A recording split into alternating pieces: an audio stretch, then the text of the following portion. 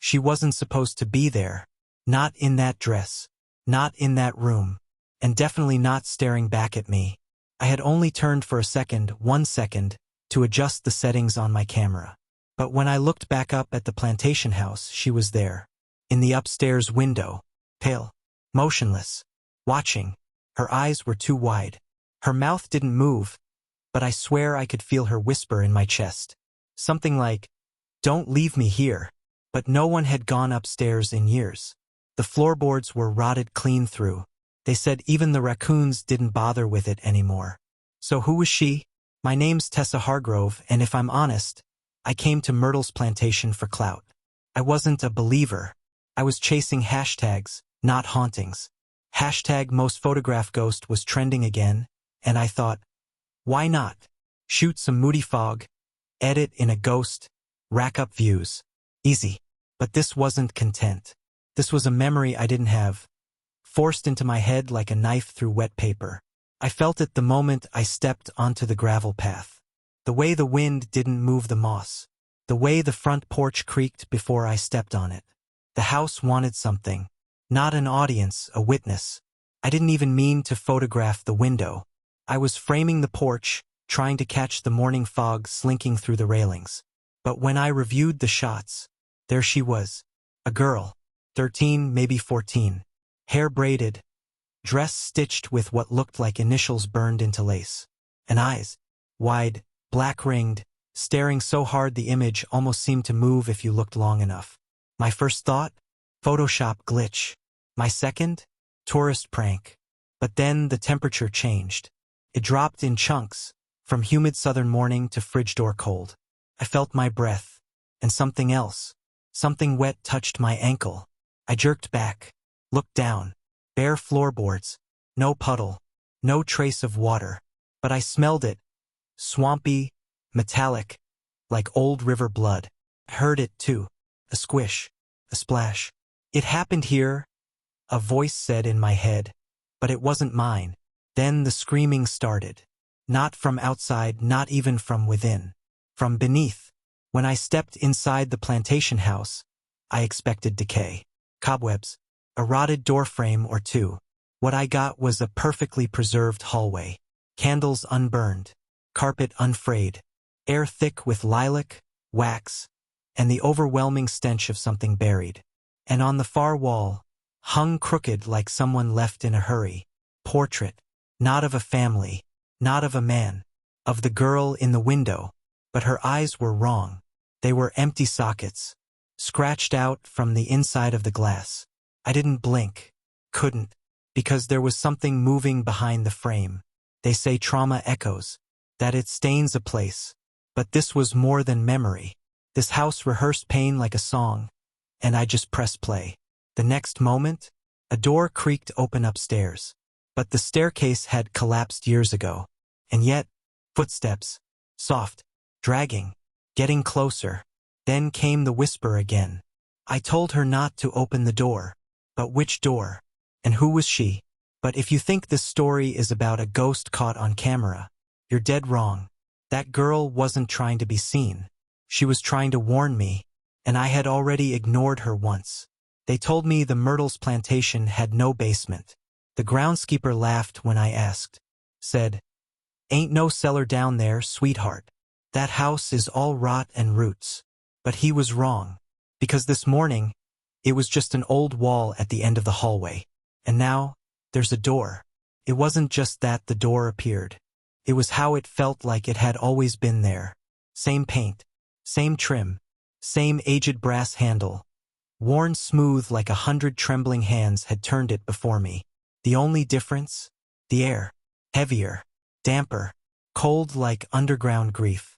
And carved into the frame so faint I had to tilt my phone flashlight to see it. Forgive what she saw. Not what she did. What she saw. That shook me. Because whatever this girl witnessed, it didn't end. It infected the house. I didn't open the door at first. Not because I was scared. I was paralyzed. The handle wasn't cold. It was warm. Pulsing. Like it had a heartbeat. Something moved behind it. Not a shadow. Not footsteps. A low, dragging scratch like fingernails on wood. Slow. Intentional. Like whoever or whatever was on the other side wanted me to hear them coming. I backed up, but the house didn't let me leave. The floor under my shoes? Sticky. It sounded like I was stepping on old honey and dried blood. Then my phone died. Flashback. 3 nights ago, I dreamed of a girl standing beneath a tree at the edge of a swamp. Her dress was torn. Her mouth was sewn shut. She held out her hands, mud-caked, trembling, and pointed downward, to the roots. I didn't understand what she wanted me to see. But when I blinked in the dream, the tree turned into a staircase, and her body hung from the top step. I woke up gasping. Now that same tree looms out the window of this house. Same gnarled limbs. Same dragging moss. Same broken branch like something heavy had once dangled from it. I stared at the door again, held my breath, and turned the knob. It opened with a groan that sounded too close to a moan. Inside, complete blackness. Not dark, black, like a bruise before it yellows, like something festering. I reached inside. The air was colder than outside, yet my arm felt clammy, slick, like I'd plunged it into something breathing. I took a step in, and then the door slammed behind me. I screamed. No echo, just the sound of something exhaling close to my ear. I spun around. Nothing, but the wall ahead glowed faintly, like old phosphorescent mold, and something was scratched into the brick. They buried the screams before they buried the body. Suddenly, the floor beneath me cracked. Not broke, cracked, like a skull giving way. I stumbled forward, and that's when I saw it. A staircase, twisting down into what looked like clay and bone. The walls weren't stone. They were lined with what looked like porcelain dolls' faces, melted and fused together. Their mouths stretched open mid-scream. I heard them, not in sound but in my teeth. My molars ached with their wailing. Each step I took, the pressure got worse. Like the house didn't want me to hear their secrets. At the bottom there was a single light bulb swinging. And beneath it, a chair. Wooden, cracked, ropes still tied around the arms. Blood soaked into the floor around it. Not fresh, not old, eternal. Then came the smell, like burned hair, rotting flowers, and sulfur. I turned, and there she was, the girl, standing in the far corner, where no light reached. But her eyes glowed. Not white, not red, yellow, sickly, knowing. Her mouth was still sewn shut, and in her hands, she held a photograph. My photograph, of me, standing in this exact room. I tried to speak, but I couldn't. Not a sound. Not even when the chair behind me screeched against the floor. Not even when the ropes started to move, tightening. And in my head, her voice finally spoke. Not from her mouth, but from somewhere deeper. You can't capture what was never meant to be seen. Then a sound I'll never forget, a heartbeat but not mine, came from the wall, the floor, the air. The whole basement was alive. And it remembered me. He moved like he had too many joints, like a puppet strung wrong. I hadn't even made it back to the main floor when I saw him, crawling down the wall beside the staircase, head tilted sideways like he'd never learned how to wear it right. But it wasn't his face that made me scream. It was hers, the girl's face, stitched like skin over his own, loose at the jaw, eyes hollowed out, as if someone had peeled her memory off and made it a mask. And beneath it, I swear I saw something smiling. I turned to run, but the staircase behind me was gone. Where there were once rotted steps, now stood a solid wall, as if the house decided to rewrite itself. Panic surged. I slammed my fists against the boards, screaming, but the wood absorbed the sound like it was listening, not echoing. And then came the knocking, from the inside of the walls. Not one hand, not two, a crowd, beating, begging, trying to get out, or trying to warn me. Flashback. When I was 9, I nearly drowned in a hotel pool. The lifeguard wasn't looking. I was under for 40 seconds, long enough for silence to feel like home. But the worst part wasn't the water.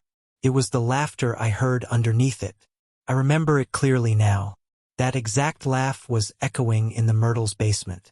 Same pitch, same rhythm, as if this place had reached into my own forgotten traumas and woke something up. Was that the demon's trick? To use our memories against us? The man in the attic didn't walk. He glided, shoulders too wide, dragging something behind him that clinked. Chains. But not for him, for someone else. As he reached the bottom of the stairs, he stopped, turned his head, slow, mechanical, and whispered. She showed them what she saw, so they took her eyes. Then he crouched, fast, too fast, and charged. I grabbed the closest thing I could, a rusted fireplace poker, and swung, passed right through him, like cutting fog. But I felt something slice me back.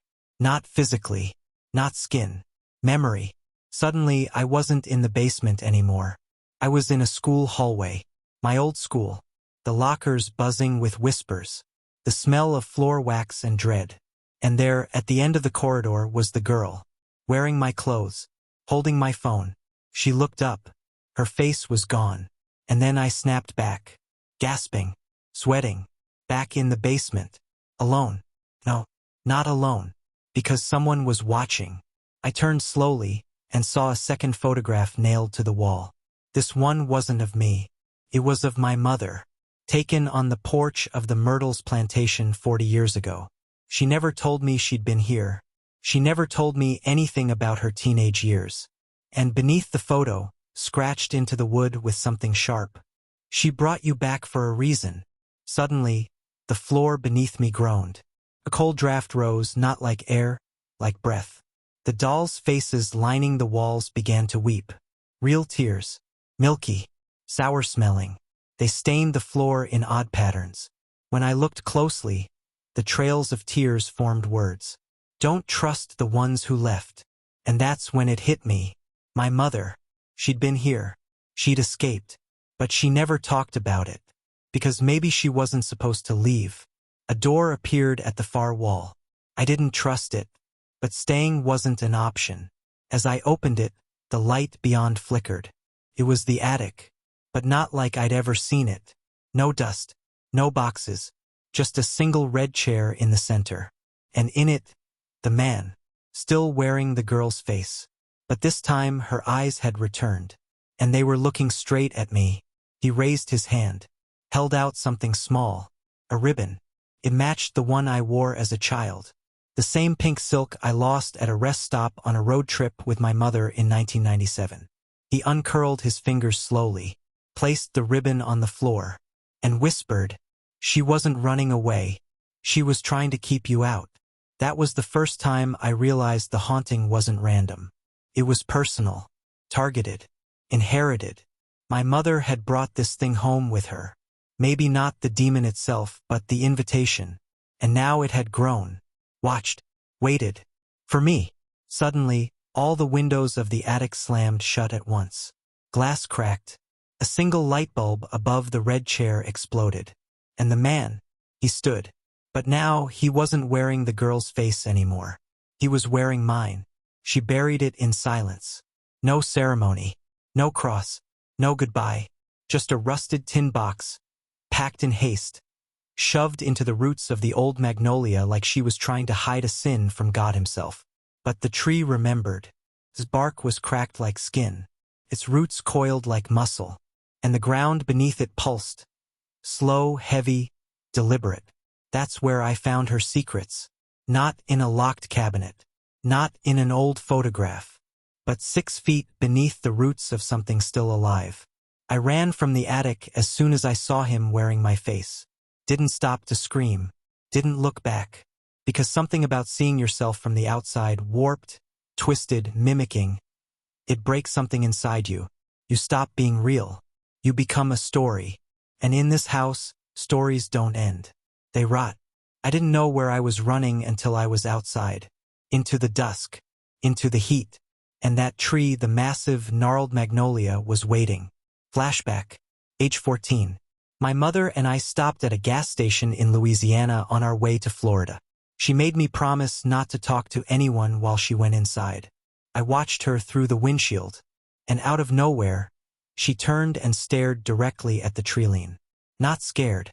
Devastated. She whispered something I couldn't hear. then clutched her necklace. A silver locket she never took off. Later that night, I found her crying in the bathroom. She told me she had a migraine. But now I know. She had seen this tree before. It drew me in. Even the wind circled it. Even the crickets fell silent near it. The ground was soft. Not like mud. Like turned earth. Recently turned. As if someone had disturbed it from below. I began to dig. With bare hands. Dirt beneath my nails.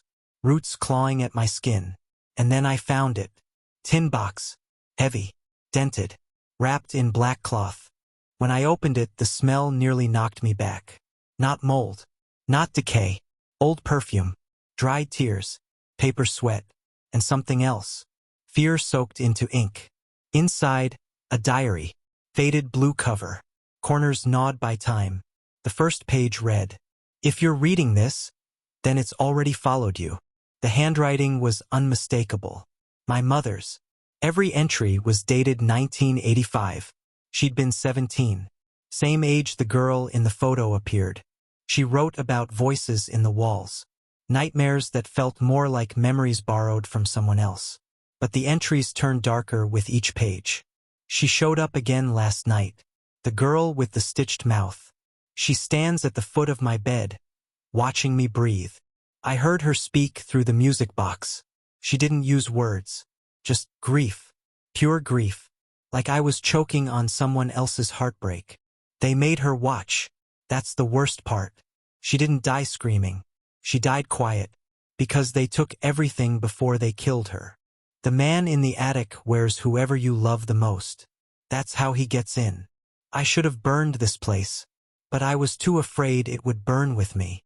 I read until my hands shook. Because the next entry was dated the exact day I was born. And it said, "I gave birth today. Her name is Tessa. And I pray she never finds this tree." I dropped the diary. Like it burned me. Because she knew. She always knew. And she never warned me. All those Sunday school stories. All those sleepless nights when she sat at the edge of my bed staring into the dark. She wasn't praying. She was listening. Waiting for the whisper. Then I saw it. Something moving in the branches above me. Not a bird. Not a shadow. A girl. Hanging. Slowly turning in the breeze. Her eyes met mine. Her lips stitched shut with wire. But her head nodded once stiffly. As if to say, "You know now." And then something dropped from her dress. Fluttered down through the branches. A photograph. Caught it. It was my mother. Standing in front of this same tree. Smiling. But behind her, barely visible, the man. The one from the attic. His face wasn't wearing hers yet. But his hand? It was resting on her shoulder. The tree began to creak. Not in the wind. Like it was waking up. Roots shifted beneath me. And from the base of the trunk, a voice like splinters and silk whispered, "She buried the diary. But not the deal." And then the ground split open. Just wide enough for me to fall through. I landed hard. Dirt in my mouth. The scent of iron and ash thick in the air. The tunnel beneath the tree was carved in a perfect circle. No natural erosion. No animal den. This was made. And at the end of the path, a door of bone and bark. Hinges made from human jawbones. Handle braided from hair. I reached for it. And before I touched it, I heard my mother's voice behind me. But when I turned, she wasn't speaking. She was sobbing. Part 4 ends here. But this isn't about a ghost anymore. This is about a legacy. And something my mother owed. Something that's now come to collect. Through me. I didn't know ink could scream. But this page, this contract, screamed without making a sound. It throbbed in the dark, nestled beneath flesh-colored parchment, and a wax seal still wet to the touch. The lettering wasn't written. It looked carved, etched into the fibers like each word was a wound. And in the corner, smudged in faded red, my mother's signature. But she hadn't signed it as Rachel Hargrove. She signed it, Witness Number 5. I didn't want to open the door made of bone. But it opened for me. Not with a creak, with a breath. Like it had been holding itself closed for centuries and just now, in my presence, exhaled. Beyond it, A room lit by lanterns that burned with a flame the color of bruises. Deep violet, thick and unnatural. The walls weren't stone or wood. They were lined with paper. Hundreds of pages. Hundreds of names. Some dated back to 1760. Others were newer. Too new. I saw receipts from hospitals. Marriage certificates. Funeral programs with blank death dates. And at the center of it all, the contract. It sat on an altar of ivory. Literal ivory, human teeth fused together into a slab. The parchment bled around the edges. There were symbols drawn in what looked like charred ash and dried milk. The smell? Sweet rot. Burnt sugar. Moldy books. And as I leaned closer, I felt the hair on my arms rise. Something was watching me. From behind the paper. Flashback. Age 16. My mother caught me reading a book about voodoo for a school project. She didn't yell. She didn't get angry. She just stared at me with a kind of panic I'll never forget. And then she whispered, "We don't ask what watches. We just hope it looks away." I thought she was being dramatic. But now I know. She wasn't afraid of what the books taught. She was afraid I'd read something familiar. I scanned the contract. It wasn't just a pact. It was a transaction. In exchange for the silence of the chosen, the price shall be memory, flesh or blood, paid in full, witness to witness, seed to seed, seed, bloodline. It wasn't just her signature that mattered. It was mine, because she hadn't paid enough. So the house came looking for her child. Me. There were 5 witness names on the page. 1. Elizabeth Rousseau, 1764. 2. Mary Catherine Doyle, 1811. 3. Clarabelle Lejeune, 1899. 4. Rosemary Carter, 1952. 5. Rachel Hargrove, 1985.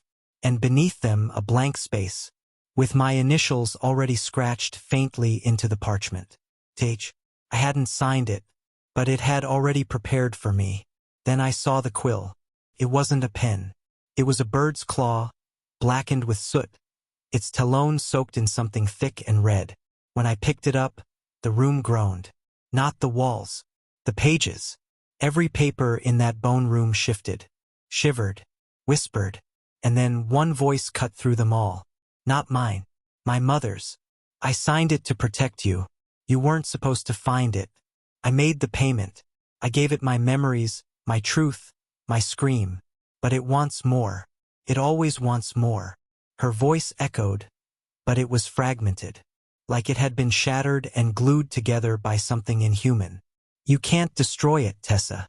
You can only replace your name with another. One name must always be on the page. That's the rule. And then I understood. She hadn't saved me. She traded me. And all this time she was hoping I'd never come looking. The room shifted. The parchment began to ripple like water. And then the man appeared again. But this time he wasn't wearing a face. He was made of pages. Hundreds of them. Flapping, twitching, folding. Like every lie ever told had stitched him together. In the center of his chest, pulsing like a second heart, was my mother's locket. Still unopened. Still silver. Still whispering something through clenched metal. I backed away. He moved with me. Every step I took, he mirrored, as if tethered to my breath. Then he raised one hand, pointed at the parchment, and whispered, "Write a name, or lose your own." I tried to run. The door was gone. The altar bled. The walls bent inward, crushing, curling, collapsing. And the quill in my hand began to pulse. The claw twitched. The ink boiled.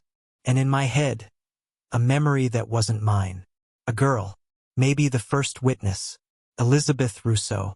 They buried her alive beneath the sugar fields. She had seen something she shouldn't have. A man with no eyes. A woman sewn shut. A promise made in the roots of a hanging tree. They told her it was her destiny. She told them she wanted to live. So they made her immortal, but only in pain. Every witness since had added their agony to the demon's library. And now he wanted mine. But then I heard another voice. Not from the demon. Not from the parchment. From the locket. Clicked open on its own. Inside was a photo. Me. newborn, wrapped in white linen. But the background, the Myrtles Plantation. She brought me here as an infant.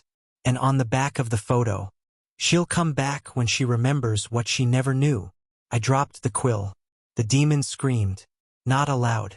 In my bones, in my blood, in every childhood memory I suddenly couldn't trust.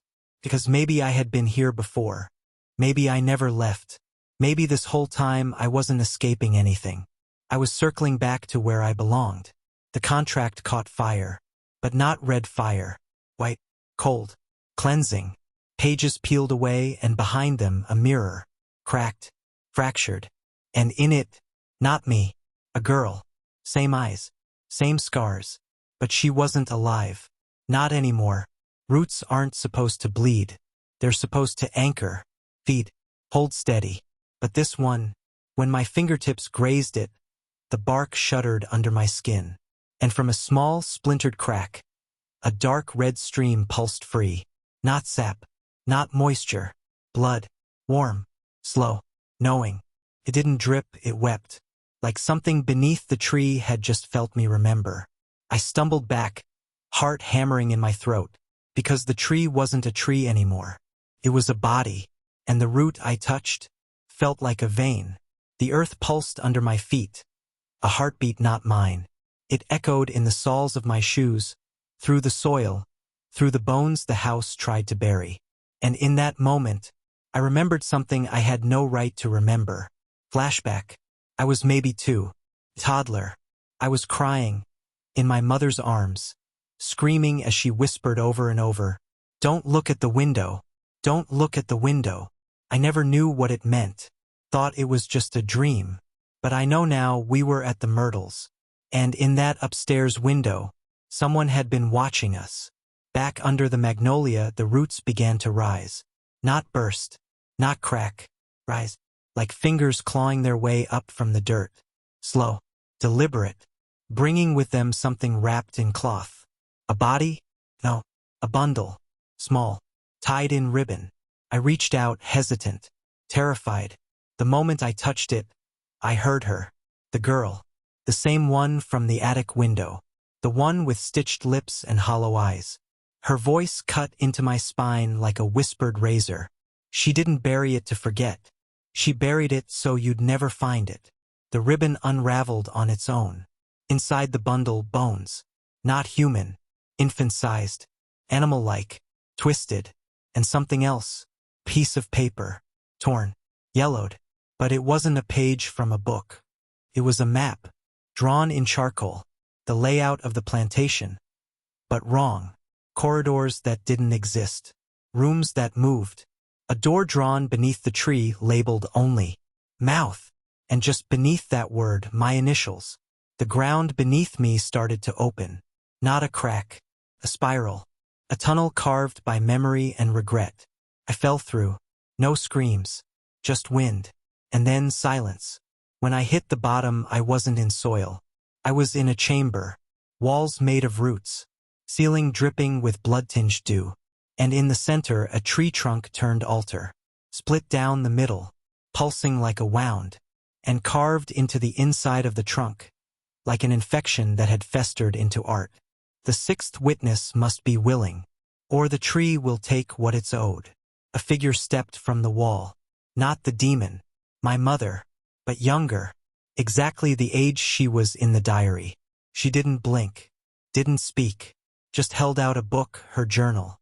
But the pages were blank, because I hadn't written my part yet.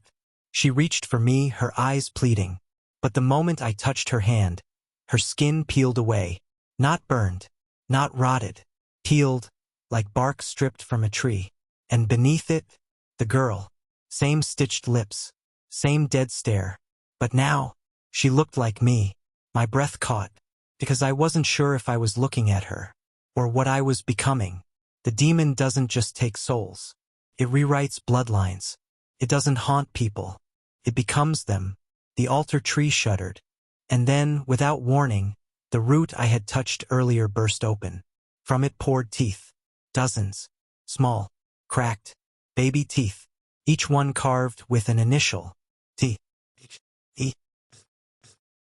My name. Piece by piece, they spilled toward me, clattering like bones in a metal dish. I screamed, backing away. But the tree whispered back, "You were born into this story. You don't get to leave it unwritten." And the roots closed around my legs, dragging me back to the altar. I fought, scratched, kicked, cried. But the walls weren't just made of wood.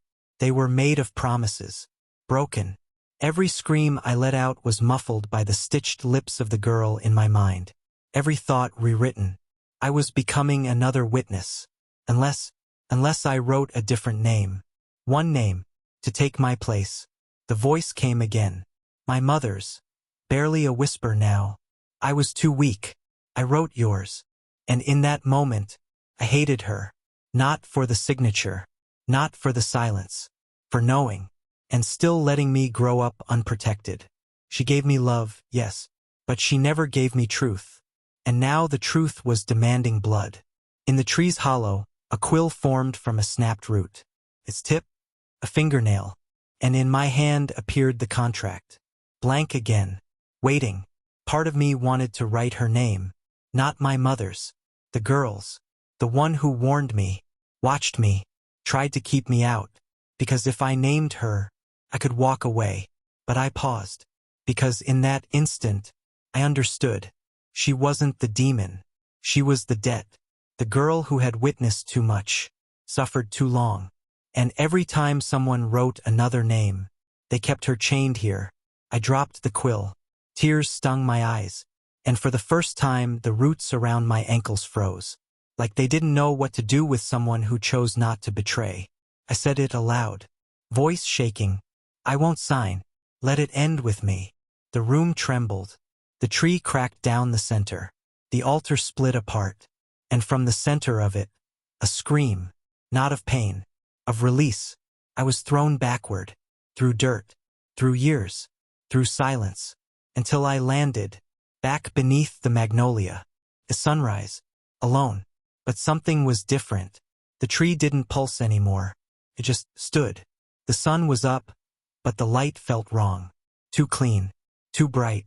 Like the house was trying too hard to pretend it was just a house again. But I knew better. Because something had changed. Not in the air. Not in the shadows. In me. I stood beneath the magnolia tree, its roots now silent. No longer pulsing, no longer bleeding. It didn't feel haunted anymore. It felt empty. Like it had finally let go of something it had been holding for far too long. But I hadn't come this far to feel peace. I came to finish it. One final room. One final truth. The upstairs bedroom, the locked one. The one I hadn't dared to open since I arrived. Every time I passed it, it made me feel like I'd forgotten something important. Like a nightmare I couldn't remember in the daylight. Flashback. Age 6. A thunderstorm hit. My mom and I camped in the living room with candles and blankets. She let me fall asleep on her lap. Right before I drifted off, I remember asking her, "Did I ever sleep in a different house when I was a baby?" She hesitated. And then she said, "Just once. But I don't like to think about it." She was talking about this place. The bedroom door was unlocked now. No key. No resistance. Just a slow creak that sounded like regret. Inside, a child's room. Dusty. Preserved. Like someone had been expecting me to come back and remember everything. There was a crib in the corner. A tiny mobile hung from the ceiling. Its shapes no longer stars or moons, but hanging dolls. And on the dresser, a photograph. Me, maybe 2 years old, sitting in that crib. And beside me, the girl. Not a ghost. A real person. Hair braided. As kind. And arms wrapped around me like a sister. My throat closed. Because I remembered her. Not her face. Not her name. Her feeling. Her warmth. The way she used to hum to me at night when my mother stepped out of the room. She was real. Until she wasn't. And now I understood.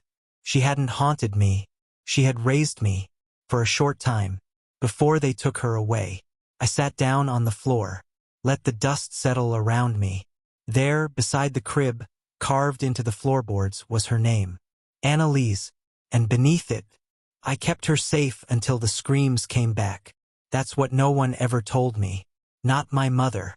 Not the journals. Not even the demon. That Annalise was the first person to love me. And she paid the price for it. She didn't try to trap me in the house. She tried to protect me from it. And my mother, she made a deal. To escape. To forget. To leave with me and never return. But deals with this place don't end. They wait. I stood up, heart beating like a drum inside a coffin. There was one more thing to do. One more name to give. But not to the demon. Not to the house. To the world. I carried the photograph of Annalise out of the room, down the staircase, past the hallway of whispers, and out into the front yard. I dug a small hole beneath the magnolia, beneath the same place where the blood had seeped, where the roots had risen, where the contract had almost claimed me. And I placed the photo inside. Then I carved her name into a stone, not as a witness, but as the one who broke the chain. The wind shifted, not cold, not warm, grateful. And the house behind me? It didn't groan. It didn't creak. It didn't whisper. It just stood. For the first time in centuries. Silent. I turned back to look at it. One last time. The upstairs window was empty. No face. No shadow. No girl watching me from behind the glass. Because her story was no longer trapped. It had been told. They say the Myrtles is the most photographed haunted house in America. And maybe it still is. But the photos don't matter. Not really. Because the truth isn't in the images.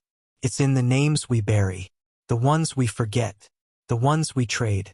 And the ones we finally set free. But let this truth remain. There are houses that breathe. There are trees that bleed.